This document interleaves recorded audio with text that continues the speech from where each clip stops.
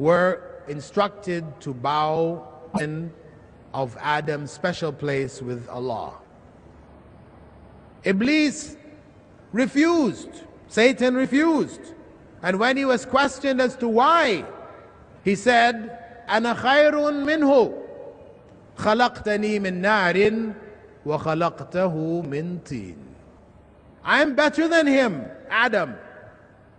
That man that you want me to bow before. I am better than him because you created me from fire. The jinn are created from fire. And you created him from clay. That is that expression of racism. You see, there it is in the Quran as something evil which led to God's curse, God's eternal curse on Satan. Pride based on racial, tribal origin is a cursed state, displeasing and hated by God. And that is how it is mentioned in the Quran.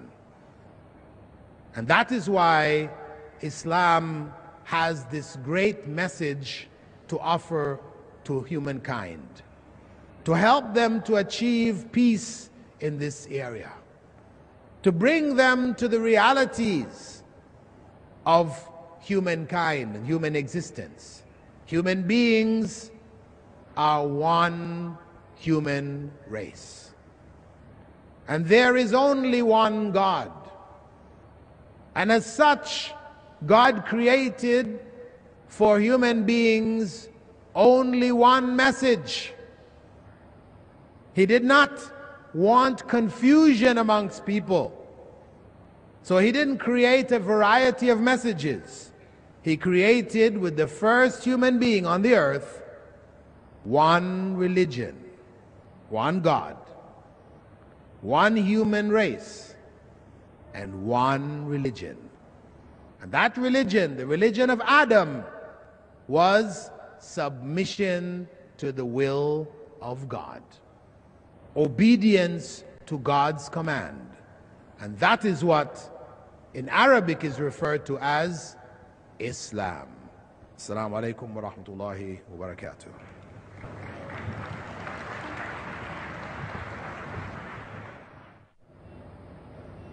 Inshallah, brothers and sisters, we will now move into the question and answer session. We encourage non-Muslims, brothers and sisters both, to ask questions, and we will give them precedence at the microphone. So if any non-Muslims are here, you will be given preference at the microphones. Please state your name and your profession before you ask your question. Thank you. You may begin, sir. Assalamu alaikum. My name is Ludovic. I'm French. I am not Muslim. And I am traveling 8 months in India. I am studying in France, but actually it take a year for me. And maybe you said the answer of my question, but forgive me if I make you repeat.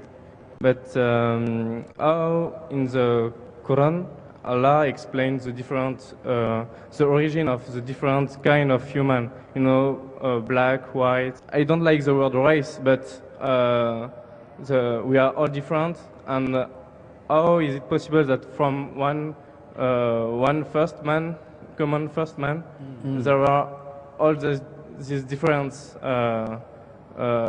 in the humanity? Okay.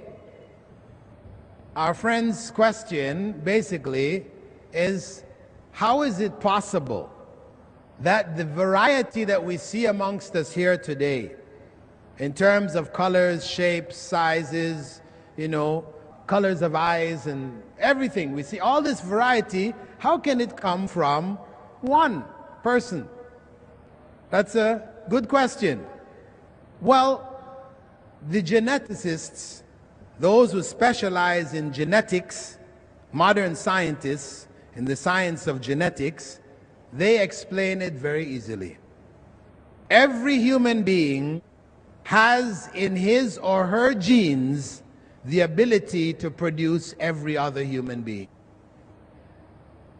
Every human being, not just Adam the first, but even you today have the ability to produce children of varying colors and shapes and sizes, etc. It's just a matter of factors which lead to the turning on of some genes, turning off of other genes. And who controls that? God. And one of the signs that he leaves amongst us are who? The albinos. You know the albino or albino? You'll see somebody from Africa, from a tribe. There's one friend of mine, a Sudanese. His parents are black. His grandparents are black. His wife is black. And he is white as snow. So much so his eyelashes are white. You see, this is how? This is genetic. It has to do with the genes. So Adam, when Allah created him, and this is something that the Prophet ﷺ alluded to, when he said that when Adam was being made, and he was made from clay, the angels gathered from all over the earth different amounts of dirt. Some of it white, some of it brown, some of it black. As we have all this variation in the colors of the earth, in the earth itself, that was all brought together in the creation of Adam. Jazakallah. Pleasure. I hope that answered your question. Now I'll go to the microphone in the back. Assalamu alaikum. My name is Nawaz Satwilkar and I am an electronic engineer working at Siemens. My question is, here in India we have a concept of Sayyids. They claim the ancestry to Muhammad sallallahu alaihi wasallam, and they say that Sayyids marry only Sayyids, or the other concept is like the Sayyids never has to be given zakat. So please throw some light on this. Okay, our brother has asked about a concept amongst Muslims, especially in the subcontinent, regarding people who are given the label of Sayyids. Sayyid, with the claim that they are descendants of Prophet Muhammad's family. This is the claim. Of course, any such claim, first and foremost, we say, must be supported by evidence. Please trace your ancestry right back to the Prophet ﷺ for me. And most of these people, in fact, 99.99% of these people cannot do that. They can't trace it back. It's just a claim which was made a few generations back and people accepted it and it was handed down. That's the first point. Really, it is false in most cases. Secondly, the idea that only Sayyids marry Sayyids, that is also false. Even if we accept them as being from the family of the Prophet, descendants of the Prophet's family, the idea that they only marry amongst each other, that is false. Islam doesn't support that at all. That is tribalism. And that's what the Prophet ﷺ said, Man da'a ila al-asabiyya falaysa minna. Whoever calls to tribalism, to only my family, is not of us. So even the practice among some Muslims today in ignorance, where they say you cannot marry outside of our family. As an Indian, you can't marry a Pakistani. Or even within, from Hyderabad, you can't marry people from Tamil Nadu. This is nonsense. This is completely outside of Islam. Islam is innocent from these kinds of beliefs and ideas. Completely false. Prophet Muhammad ﷺ demonstrated that when he married Zayd ibn al-Haritha, a former black slave, to Zainab, his own cousin, who was from top families of Mecca. He did it to demonstrate that those kinds of feelings and attitudes have no place in Islam. Third point, there are people who are from the family of the Prophet, may God's peace and blessings be upon him, among his very uncles, who Allah said are people of hell. Among his own uncles, much closer to him than any of the Sayyids today could possibly be, are people who have been designated as people of hell. So what does that tell us?